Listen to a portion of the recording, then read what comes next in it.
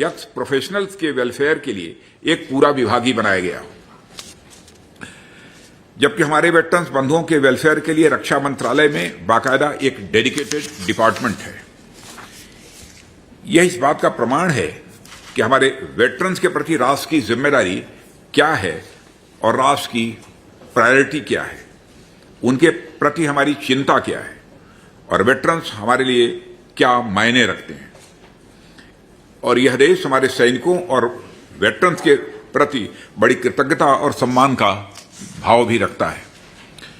हम सबके लिए यह खुशी की बात है कि हमारे सैनिकों के कल्याण के लिए केंद्र और राज्य सरकारों ने हमेशा मिलकर काम किया है और यह विषय उन विषयों में से एक है जिसमें दोनों सरकारें बढ़ चढ़कर अपना योगदान देती रही हैं। कभी भी हमें यह सुनने को नहीं मिला है जब राज्य सरकारें यह कहें कि यह सब्जेक्ट तो सेंट्रल गवर्नमेंट का है और इसलिए सैनिकों के कल्याण का मुद्दा केंद्र का मुद्दा है, अथवा केंद्र बोले कि सभी राज्य अपने अपने सैनिकों के बारे में चिंता करेंगे, या कोई एक दूसरे को कभी नहीं कहता है। हमेशा से ही दोनों ने सैनिकों के प्रति अपनी जिम्मेदारी बखूबी निभाई है और उनके प्रति अपने कर्तव्य का सुचारू रूप से निर्वहन भी किया है। केंद्रीय सैनिक बोर्ड द्वारा किए जा रहे वेलफेयर वर्क्स कोऑपरेटिव फेडरलिज्म का एक जीता जाता यह उदाहरण है। राजनाथ सिंह ने राजनीतिक पार्टियों की तारीफ करते हुए कहा कि वे अपनी विचारधारा से ऊपर उठकर सेना के लिए किए गए कार्यों का समर्थन करती हैं। साथियों, मैं राजनीतिक पार्टियों के बारे में कहना चाहूंगा। सभी राजनीतिक पार्टियां अपनी विचारधारा से ऊपर उठकर हमारी सेनाओं के कल्याण, उनकी सुख सुविधाओं और उनके गरिमामय जीवन जीने के प्रयासों का बराबर समर्थन करती रही हैं। मैं यह नहीं कहता कि सारी राजनीतिक पार्टियां इसमें बहुत महत्वपूर्ण भूमिका का निर्वाह करती हैं, गवर्नमेंट में रहती हैं, निर्वाह भी करती हैं, लेकिन वह इस प्रकार के जो भी इफर्ट्स गवर्नमेंट के द्वारा किए जाते हैं उसकी सभी के द्वारा प्रशंसा की जाती है, उसका समर्थन किया जाता है और ऐसा करना उचित भी है, क्योंकि जब हमारी सेनाएं सीमा पर खड़ी होकर सुरक्षा का कार्य करती हैं तो उस समय वह किसी एक खास राज्य या किसी खास पार्टी या देश के किसी खास समुदाय की सुरक्षा नहीं कर रही होती हैं।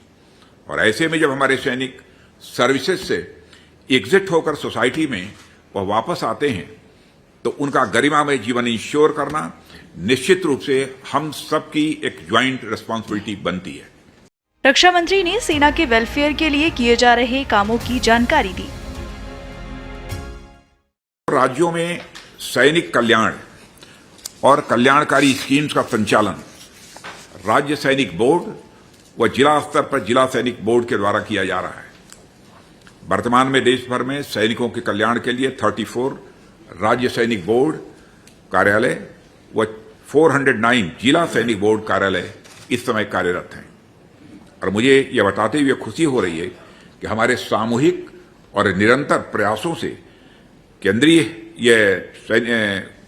सैनिक बोर्ड की सभी कल्याणकारी स्कीम्स के अंतर्गत पिछले 3 फाइनेंशियल ईयर में 3.16 लाख बेनिफिशरीज को लगभग 800 करोड़ रुपए की वित्तीय सहायता दी गई है और गत वित्तीय सहायता वर्ष में 1 लाख लाभार्थियों को लगभग 242 करोड़ रुपए यह वितरित भी किए गए हैं। इसके अतिरिक्त पैराप्लेजिक रिहेबिलिटेशन सेंटर किरकी और मोहाली, चेशायर होम तथा देहरादून, लखनऊ और दिल्ली सहित देश भर के 36 वार मेमोरियल हॉस्पिटल्स के संस्थागत अनुदान भी दिया गया है। साथियों, पूर्व सैनिकों के लिए हमारी स्वास्थ्य योजना ECHS का तेजी से विस्तार हुआ है और आज पूरे भारत में 30 रीजनल सेंटर और 427 पॉलीक्लिनिक्स हैं और इनसे जुड़े लाभार्थियों की संख्या भी लगभग 55 लाख है। की लेटेस्ट खबरें जानने के लिए चैनल को सब्सक्राइब और बेल आइकन को प्रेस करना ना भूलें।